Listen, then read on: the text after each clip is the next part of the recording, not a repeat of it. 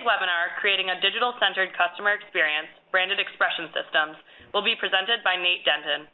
Nate is the Managing Director of Creative Services at One North, responsible for delivering compelling digital experiences to clients. He collaborates with all members of our project teams to help understand client needs while overseeing the creative direction of each design engagement coming out of One North. Before Nate gets started, I'm going to pass it over to Ryan Schulz, Director of Brand Planning, for a few words of introduction. Hey everyone, so I just want to throw a little bit of context around today's webinar. This is part 3 of a 3-part series that we put on here at One North, all focused on creating digitally centered customer experiences, specifically rooted in brand. We've covered a lot of ground so far, so if you're just joining us and you missed the first 2 parts in the series, I highly encourage you to go back when we're done here today and listen to the other two webinars. But in an effort to bring you up to speed really quickly, I just want to cover off on a few key points that we covered in the first 2 webinars. So in part 1 of this series, I spoke a lot about the integral relationship between brand and digital, but specifically I talked a lot about how brand is much more than a color palette, a logo, and a tagline. I think a lot of people know this, but it's really easy to forget that there is an idea at the center of brand that fuels all those other sort of artifacts of brand. There's also a strong connection between character, the character of your organization, and your reputation connected to that, and your firm's brand. We talked about being aware of tactics that are disconnected from brand strategy, making sure that we don't ever just sort of reflexively start kicking out communications that are disconnected from that core idea or that core brand.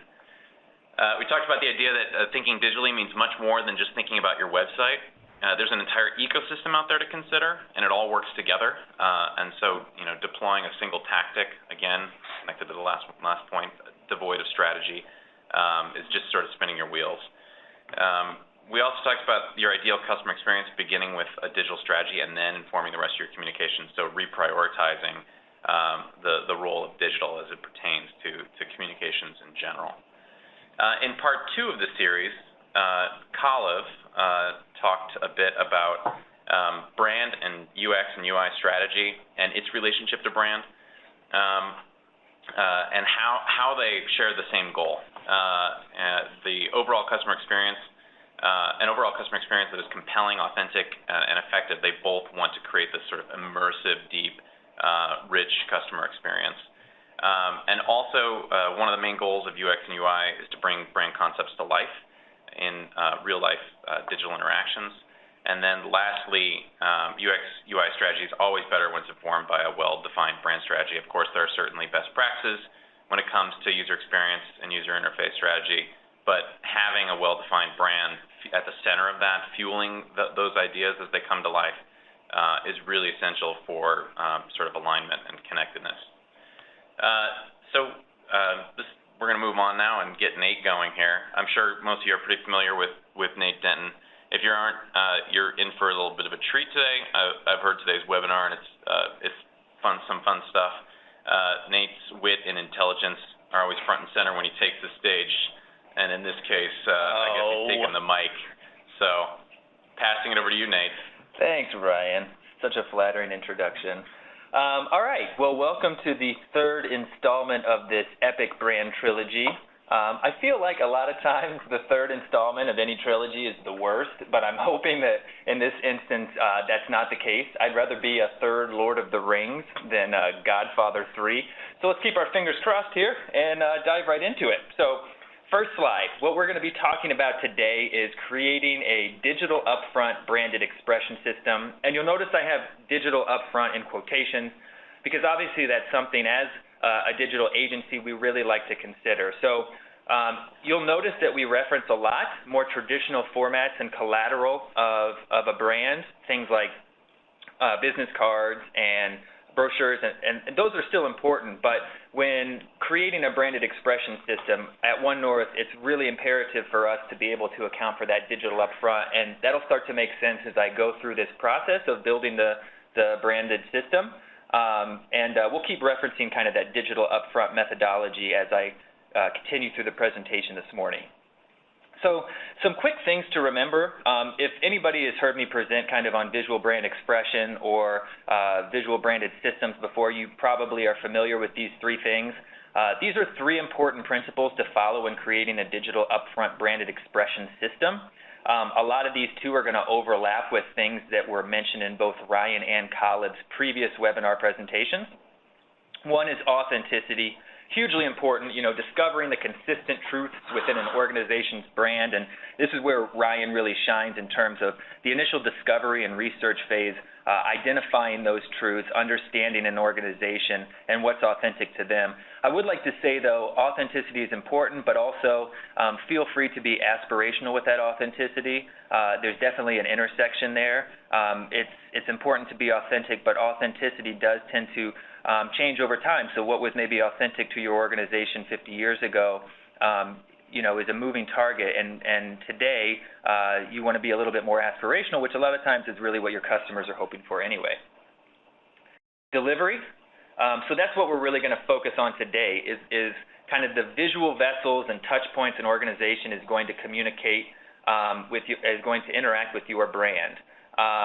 So that'll really, when we start to build out the brand system, start to make some sense, and we'll start talking about those individual vessels and touch points that help reinforce that engaging delivery process.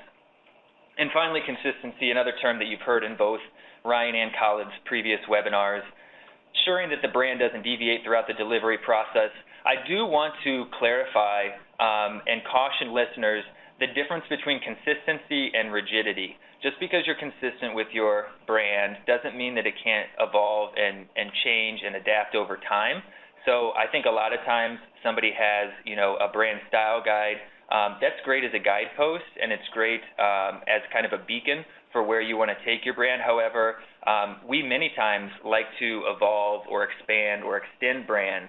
And so keep that in mind. Just because something needs to be consistent doesn't mean that it's a black and white issue that always need to follow a very regimented rule and regulation. And when you combine those three things, authenticity, delivery, and consistency, what you end up with is brand clarity, which is really the top goal when delivering a brand system. You can only control so much. As Ryan mentioned in his first webinar, we like to think of brand as what people say about you when you're not in the room. However, these things are things that you can control and hope that when that brand perception is out in the market, that you've done all you can to make sure that what you were hoping to achieve is achieved with those external conversations. So let's get started. We're going to actually build a brand system today, like I referenced earlier. And to build a brand system, we're going to need to start with a company. So I wanted to literally create a fake company. The company that I've chosen to create is titled Nomad Architects. I chose Nomad Architects because it is a professional service organization that really deals within the relationship cycle. And obviously those who have worked with One North or listened to some of our webinars previously know how important the relationship cycle is and how important it is to how we serve our clients and what our clients need from their brand systems and kind of digital ecosystem, if you will. So to give you a little background on Nomad Architects, Nomad Architects is an architecture firm committed to creating low-impact structures that enhance the surrounding natural environment and create a smarter, more sustainable future. That's really the brand purpose. This is going to be one of the largest beacons and guideposts throughout the entire process. This is going to help drive kind of the trajectory and the aim of both strategy and creative. So it's great if you can have kind of a cohesive statement or purpose that brings everything together that everybody can get behind. And for the purposes of this presentation and the fake company Nomad Architects, this is their brand purpose. And then some quick facts on the background of Nomad Architects. Founded in 1997, 450 professionals, 14 global offices, 15% growth in 2014. My fake company is doing quite well. I'm very excited. So let's create the system. Let's create a brand system for Nomad. Now, this is what we're going to create today. It's a red table, I know. It's going to make no sense. You're probably asking, why are we looking at a red table? It's going to start to make sense as I start to build out the brand system, but I'm using this table as a metaphor for the elements, the components, and the strategy that goes into building a brand system. So as I start to walk through this process and as we go through this brand system evolution together during this webinar today, the table analogy will make a lot more sense. Now, keeping with that metaphor of constructing something or building something and likening it to a piece of furniture, we got to start somewhere. So when someone, gets a piece of furniture, whether it's from IKEA or Room and Board, or if you're really fancy, Design Within Reach, you're going to get initially a box which is going to contain kind of all the ingredients, all the elements that you need to build that system or build that piece of furniture. So when you open the box, you'll notice a lot of things. And I'm going to actually dive in. Again, this is another slide where the letters associated with each one of these ingredients and what the ingredients themselves are don't make sense. This is part of my story today, is to talk about how all of these elements are very important in building a cohesive brand system. So before we start building and actually putting the pieces together, it's really important to remember the brand directions. I think we've all tried to put a piece of furniture together and skip those directions and think we can do it on our own. That analogy is also relevant here. It's very challenging. You get halfway through a table or you get halfway through a piece of furniture and you realize that you've put a leg on backwards or upside down. You got to start over. So it's really important to kind of have that brand foundation. This is what Ryan spends all that time and energy up front working on during the discovery phase. It's the brand purpose, positioning, persona, and essence of an organization based on research, of course, and should serve as a guidepost for both strategy and development of the visual brand system. So again, going back to that mission statement that I showed for Nomad Architects, this is where this happens. This type of brand direction is given in those types of forums. And also strategy. Kalev, that's really what Kalev talked on, was just the strategy, the UX, the UI behind it. Think about strategy in this metaphor as kind of it's the strategic plan based on brand essence and research that provides the tools and materials to bring all of this together. So to build this brand expression system, we need that strategy. We need those parts and tools to align everything. So now moving on to the design foundation. So actually we're going to get into some of the visual assets that are going to be the core foundation to our design brand system. We'll start with the design foundation. You'll notice 4 elements. I'm going to talk about each one individually, but holistically, the design foundation is the core design elements that create a foundation and support for a visual brand system. These should be guided by the brand purpose and also align with the strategic direction. So again, continuing that story, what Ryan provides to Kalev and I, what Kalev provides to myself and my team is hugely important in establishing the design foundation. And when I start to go into the design foundation and we start building out this Nomad brand system, I'll reference those elements, particularly with the initial brand purpose and how the outcomes that you're going to see today were driven by that. So first we'll start with the logo. Obviously very iconic in many regards from a visual design perspective. The logo mark is the most identifiable part of a person's or an organization's visual brand. So we'll start with the logo for Nomad. Some background and why I chose the logo that you're seeing here and how it's authentic and creates an engaging delivery. You'll notice the circular graphic that encompasses Nomad. That's really representative of the earth-friendly methodology that exists within Nomad Architects. So they're very conscious of their impact on the planet. We talked about low impact, low footprint in terms of the structures that create. So I'm utilizing a condensed font here, which is an analogy for the low footprint in their structures, low footprint in the logo mark as well. And then obviously a nod to the services architecture. We built in some perspective here into the logo mark as an homage to the fact that this is an architecture firm. They do build structures, so we like bringing in some of that perspective into the logo as well. Also, really pleased at how clean this ended up, and we'll talk a little bit about some considerations when dealing with logos right now. So remember to be authentic. I'm going to hammer this home. Remember to be authentic is actually going to show up on all of these pieces that build the brand system. I just kind of walked you through how this was authentic to that initial brand. But other things that you need to consider are to make it memorable. Remember that this is probably the most iconic and representative visual vessel to a brand system. And so try and do something that is going to stick out, that's going to be memorable to your customers. Design it to be scalable. I think probably a lot of people on the phone here have at some point in their career deal with, different types of logos.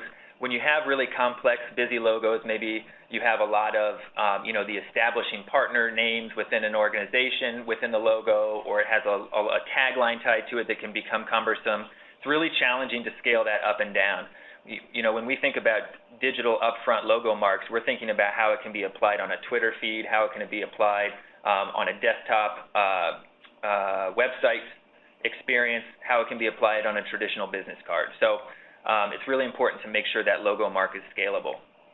Consider interactivity.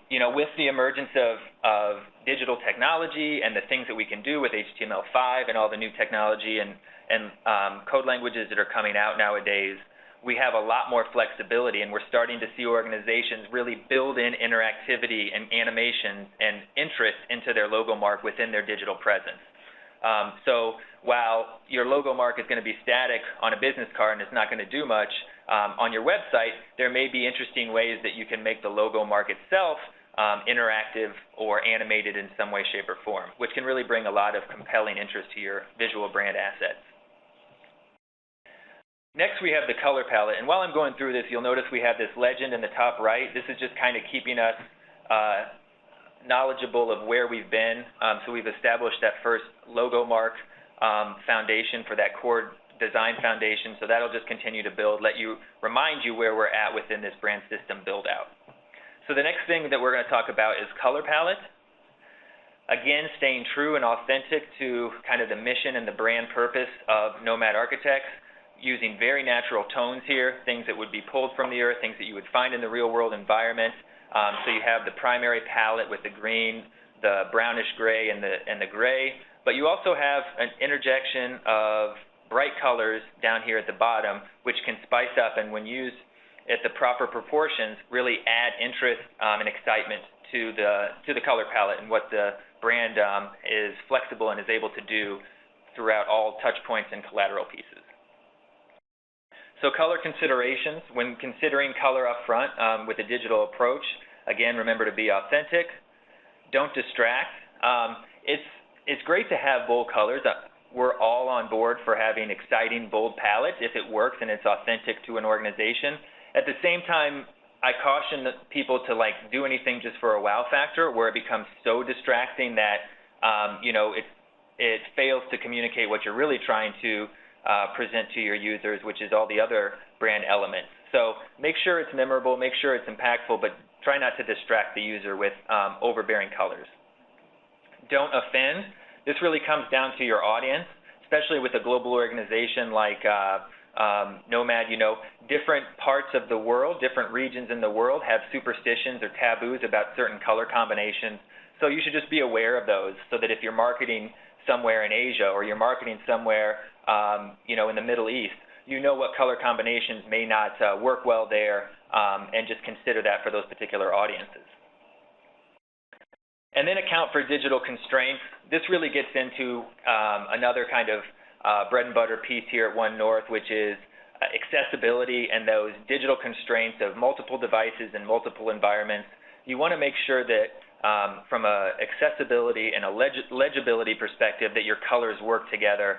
A lot of times in the digital world, your customers are going to be experiencing your site or your brand on a mobile phone with a lot of ambient light, maybe on their bus commute to work. Those colors still need to shine through. They still need to work well enough that it's easy to read and consume the content associated with your particular organization. Where print is a little bit more scientific, you kind of know what you're going to get because it's ink, it's on a fixed piece of paper, and so the results are much more predictable than when you're considering colors for a digital world. Next, we're going to move on to fonts. I think a lot of people sometimes overlook fonts, and nowadays, fonts with the explosion of web-safe fonts, and I'll talk a little bit about that in a bit, fonts are hugely important, particularly for the digital experience. As a designer in the past and a creative director now, I look at type as one of the most artistic elements that that can exist in a user's brand system, simply because you don't have too many brand assets that aren't going to include some type of text, some type of font. So for Nomad, what we've done is, again, we've leveraged that condensed uppercase font that you saw on the logo mark, but for headlines. This is a great font to use to grab attention for headlines.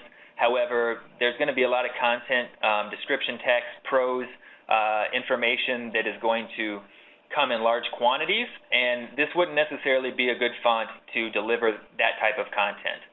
So we want to have another font where we can actually present that content in a more digestible and comfortable fashion. So you'll see this serif font down here, which is, these are both web-safe fonts, and they're both optimized for digital usage, so that they'll work not only with within the constraints of the brand style guide, but they'll work great digitally as well. So font considerations. Again, remember to be authentic. Allow for flexibility. This is really important. A lot of times, whether we're looking for fonts or whether we inherit a font with an organization, sometimes you'll find that a font may only have one or two weights.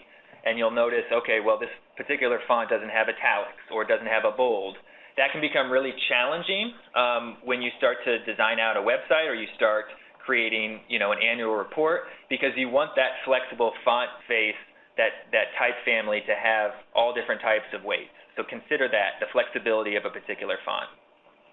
Consider the applications. I talked a little bit about this on the initial slide.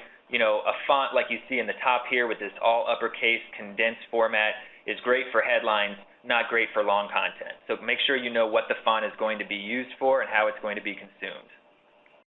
Make sure it's web safe. This is hugely important. I referenced this quickly at the very beginning. 10 years ago, as web designers, we only had access to probably 10 to 12 web-safe fonts, and they were web-safe at the time because they were natively installed on the user's machines. Well, nowadays, there's hundreds, if not thousands, of fonts available through the application and the services provided by Google Fonts, provided by Adobe Typekit, provided by Font Squirrel. So what's great now is when you consider digital up front, you can account for a web-safe font, but most of the time those web-safe fonts also have a print format as well. You can always, if choosing a print font, find a similar web-safe font if there's not a direct correlation between the two, but we always prefer if we can be as consistent with that as possible, so the font we choose for the web is a font that we also use in print. The next pillar that we're going to discuss is imagery. Obviously, imagery is very important. It's very impactful. It's one of the first things on any touch point that a user is going to look at, is going to engage with. Here you'll see Nomad. What's really important to them, obviously, is their product, the service they provide, so renderings of their actual architectural experience. Also an homage to the natural materials that they use, the sustainable materials that they use within the structures that they build and they design. Also bringing in some of the natural tones and the color palette with all of these photos. And then here you see at the bottom, if there's one thing that's right behind in importance, kind of the actual experience and the service provided with these renderings, the portfolio of Nomad, is the people that work within the walls of Nomad. That it's a relationship-based business, so those people are hugely important, not only for their internal brand culture, but also for the experience for the customers that are coming in and engaging with Nomad. And so we like to show, if possible, people in a real-world environment and not necessarily rely on stock photography. It's great if you can find some compelling stock photography, but there's certain subject matters, particularly people and your space and your culture, that it's really challenging to capture with pre-made stock photos. So don't necessarily be too quick to brush aside the opportunity to do a custom photo shoot. We've done a lot of them in the past with clients, and I've never heard somebody at the end of one of those projects say that it was a wasted effort or they wish they wouldn't have done it. Yes, up front it can be a bit of a logistical burden, and it can be an upfront investment, but it's just so worth it when you end up with results like this down the road that you can utilize in all your different brand collateral. So imagery considerations, authenticity, of course. Picture says 1,000 words. What you can communicate with an image can be so much more compelling and captivating than what you can communicate in 2 or 3 paragraphs of just content, so keep that in mind. It's also more than just photography. You have videos, illustrations, iconography, atmospheric and abstract imagery, data visualization or information graphics. You know, with big data nowadays, being able to compact big ideas and big thoughts into 2 or 3 data visualization or infographics is a great way to communicate it, especially since we're seeing now digital users, their bounce rates and their actual time engaged with a particular touch point is getting less and less. So if you can capture them while they're there, data visualization is a great way to communicate content in a image fashion. And then CineGIF, which is just taking the traditional animated GIF and adding a little flavor to it, so it almost looks like a video, but really what it is, it's a consecutive frames of still imagery or a moving image that is optimized and has a smaller footprint, smaller file size than like a high-res video would. You've probably seen these on the web and didn't even notice it, which is really the point of a CineGIF. And then consider the applications and optimize for your needs. It's really important, we talked about responsive design earlier, to remember that, if I'm designing a responsive website, an image that may look great on your desktop may, like a panoramic landscape photo like you see up here with this Nomad rendering, may look great on a desktop device, but then when you get down to a portrait mobile phone, that's going to crop, it's going to scale, it's going to change. So we really like to consider that malleability, that flexibility. So when we're doing imagery, whether it's custom imagery or stock imagery, we're making sure that we account for the fact that some of this stuff is going to get cut off, it's going to get cropped, and that the core essence of these photos is going to remain within focus and part of the experience. Okay, so now moving on to the touch points. This is the tabletop. So continuing with the metaphor, you can consider the touch points, which are the points in which your customers are going to experience your brand, as the top of the table. And it's really important to refer to your strategic plan for guidance on this. Going back to the box of all the ingredients that we had, those are the notes, the screws, the materials that are going to bring everything together. With the touch points, generally strategy in their process that happened directly after kind of the brand discovery that Ryan and his team did, establishes and identifies those key touch points based on research and analysis, who you should be targeting, where you should be targeting them at. So going back to the table metaphor, you think about what users interact with when they're at a table. They really interact with the surface. They're not, interacting with the legs. Yes, the legs support these touch points, but it's the top itself that is what the users are going to interact with. And there's lots of various different types of touch points. It can be a business card, can be your website, and of course, social media.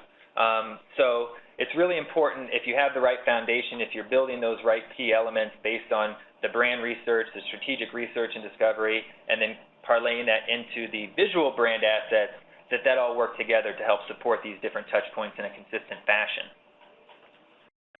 Finally, the last little element that we really geek out about here at One North is the details that delight. We've also referred to them before as kind of micro-interactions.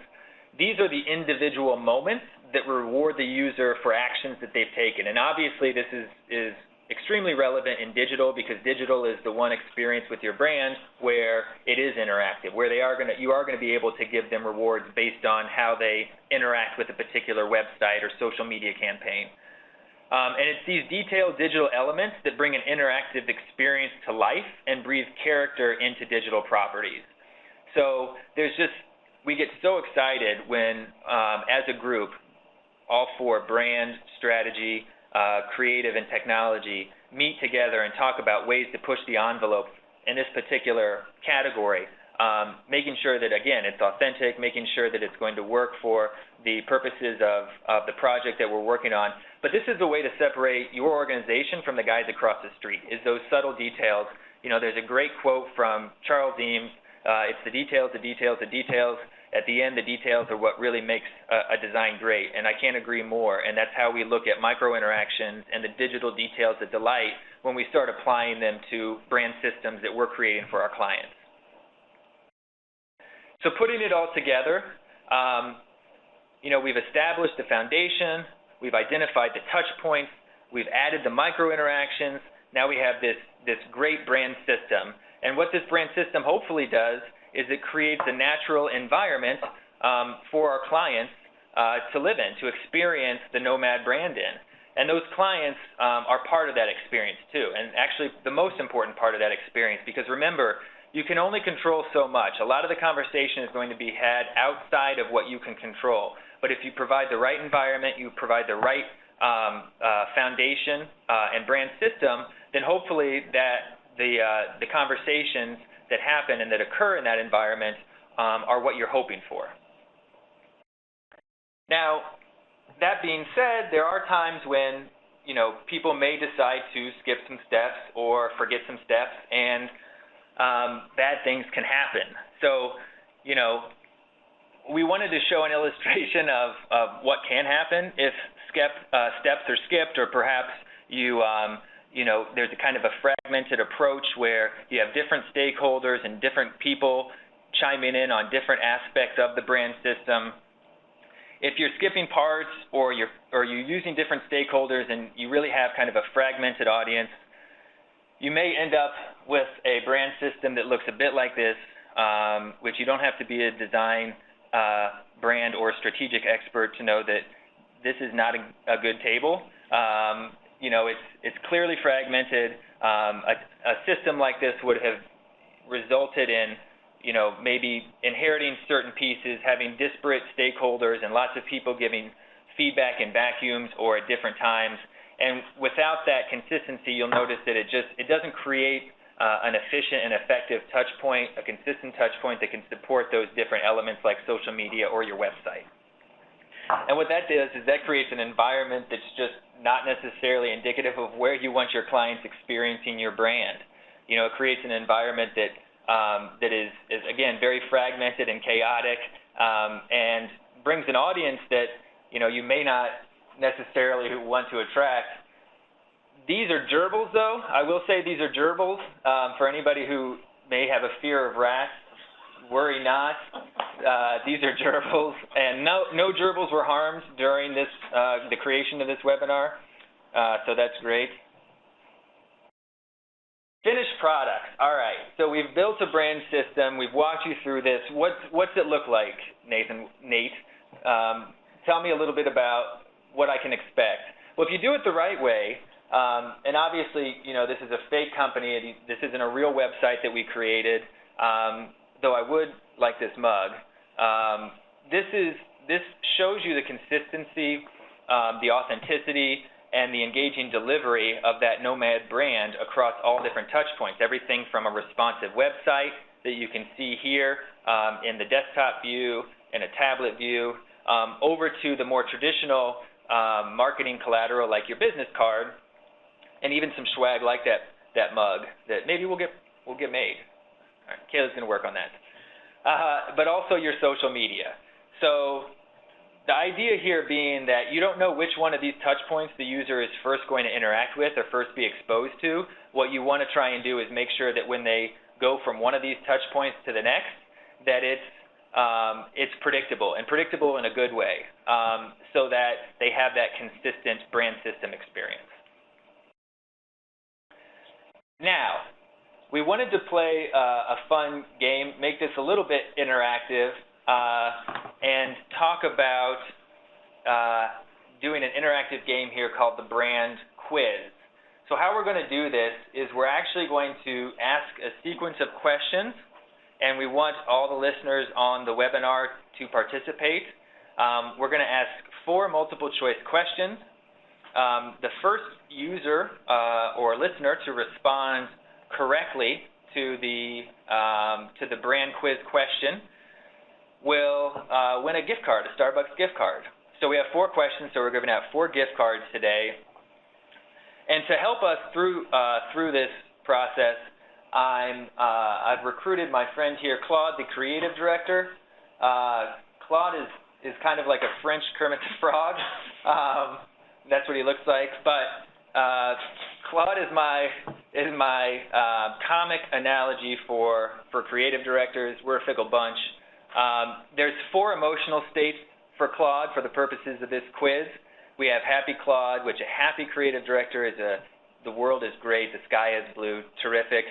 We have worried Claude. You know, worried Claude tends to, you maybe said something that raises an eyebrow, nothing that can't be fixed, but we're getting maybe a little off point. Frustrated Claude, something has been done that simply aggravates Claude. You know, he's hoping that he would not have to explain what just occurred, but he still thinks it's fixable. It's just a little bit more work than we had initially anticipated. And finally, you have head shaking, closing my eyes, walking out of the room slowly, hopeless Claude. He wants no part of this, and his day has been saddened by brand recklessness. So let's get into the quiz, and I'm excited to see the responses. And I'll walk through each one of these scenarios. Again, the idea here is to choose which emotional state Claude is warranted based on the client feedback. And these are all client statements that we've actually heard before in one way, shape, or form. So they're applicable to this presentation for sure. So scenario 1, client says to us, what do you mean by brand? Is that going to result in happy Claude, worried Claude, frustrated Claude, or hopeless Claude?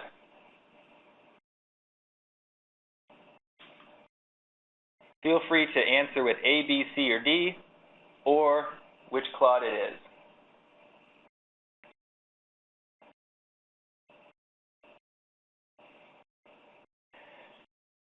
And the answer is happy Claude. That may throw some of you for a loop. Actually, it was a bit of a trick question, but the reason why this results in happy Claude is because it means that our customers are coming in without inherent knowledge of what he or she thinks a brand should be. And when someone asks this question or poses this question to Ryan, Kalev, or myself, it gives us the opportunity to really explain what we mean at One North a brand is. And so we love it when somebody asks us, what do you mean by brand? That's a happy Claude. Next scenario. The colors on our website don't match our brochure. Trust me, we held them side by side.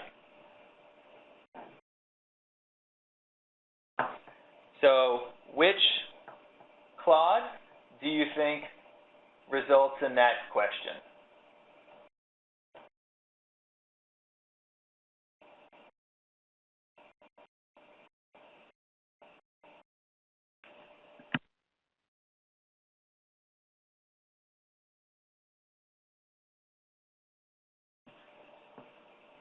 The answer is frustrated Claude.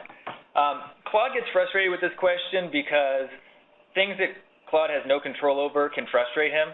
The problem being is, going back to how I talked about colors on the web, you know, no screen looks the same. So the colors that you see with the One North logo on your monitor are different than the colors that Kayla sees next to me on her machine and I see on my Mac as I'm presenting to you.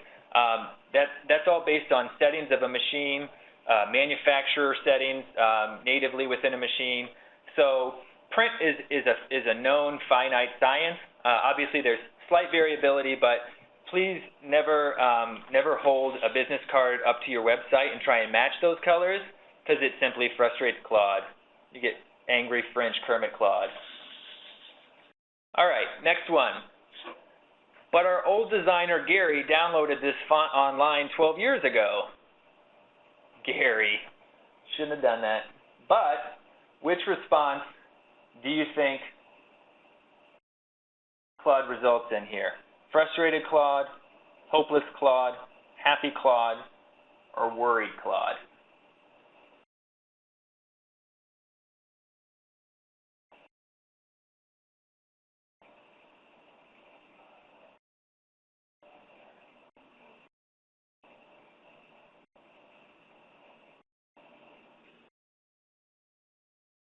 This one is worried Claude. It's worried Claude because, sure, you know, Gary shouldn't have done that. well, Gary could have done that. It was 12 years ago. We were all doing silly things 12 years ago. But the thing is with a font, we can find a elegant fallback font for the web experience that aligns with the font that you had, or we can simply expand or extend your font family to achieve the web. So it's very fixable. It's a little curve in the road, but it's nothing that worries Claude too much, because we get this a lot, and generally it's a pretty quick fix in terms of updating a font face or finding a graceful degradation to the font in its web experience. And last but not least, we have, is there a way that we can rebrand without anyone noticing? Remember, these are actual things that have been said by humans. Is that going to be happy Claude, hopeless Claude, worried Claude, or frustrated Claude?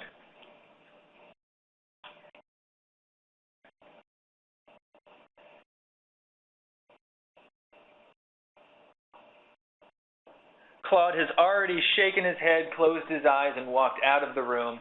He's completely hopeless. Claude looks at it as, really, if you want to rebrand, the whole point is that people notice. The whole point is that the previous brand clearly didn't work, and so the idea here is that we need to rebrand. So that's where it becomes hopeless. You never want to go into a rebranding process and hope not to make waves or hope not to change anything, because that's really the exciting part, and that's what we're hoping to do at One North, is create a new compelling face and brand system to an organization. So you definitely want people to notice. So at this point, that completes the brand quiz. Thank you, everybody, for contributing, and congratulations to all the winners. We will be informing everybody who won those Starbucks gift cards after the webinar. Kayla, did you want to kind of segue into the Q&A part? Yeah, just a reminder, if you have a question, you can submit it using the chat function located either in the lower right-hand corner of your screen or within the green drop-down bar at the top of your screen. We're going to just take a few minutes here to collect the questions we've received, and then we'll be right back to start the Q&A session.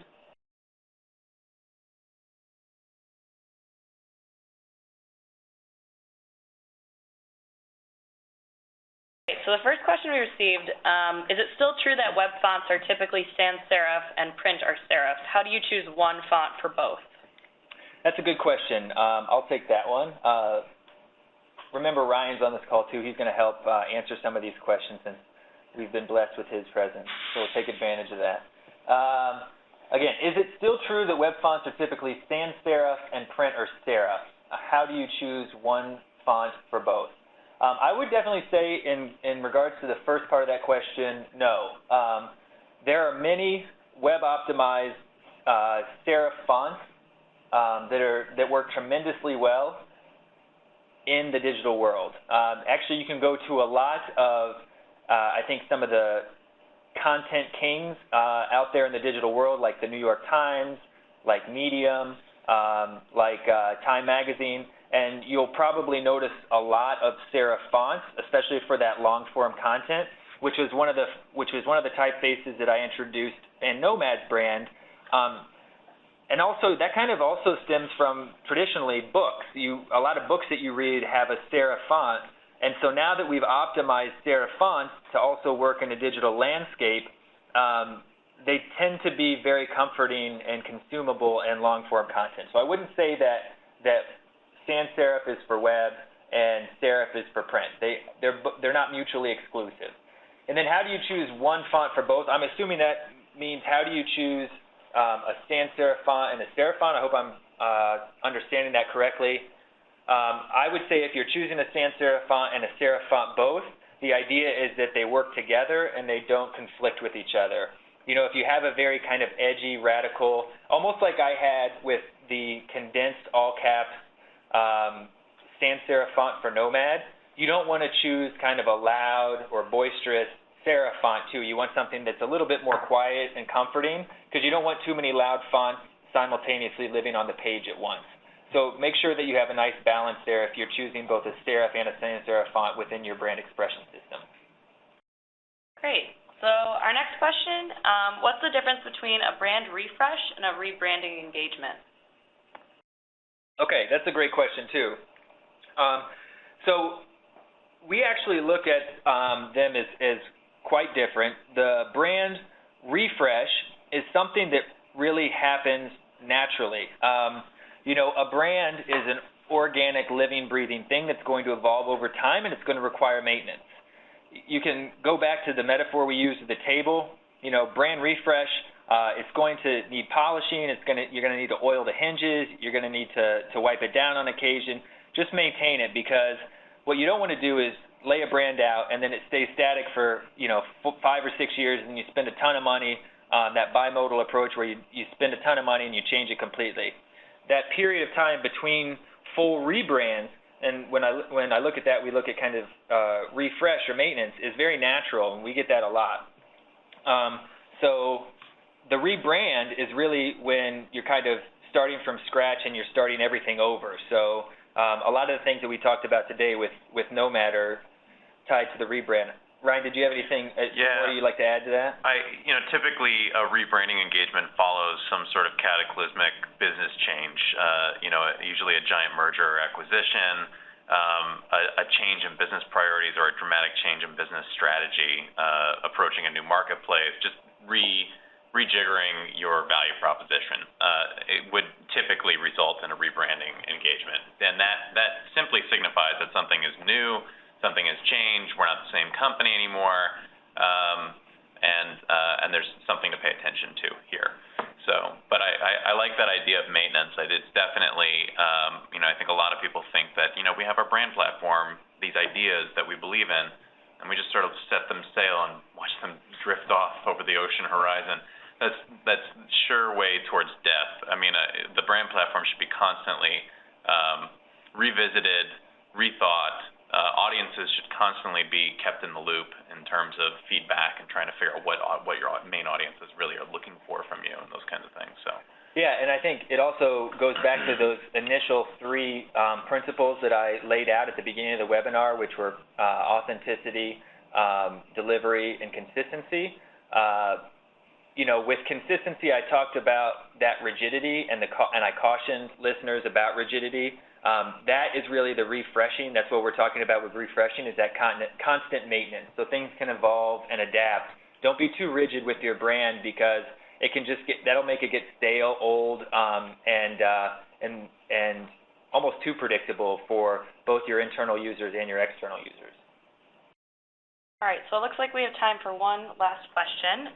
Is it better to create a brand that's more aspirational or authentic? Okay. Both.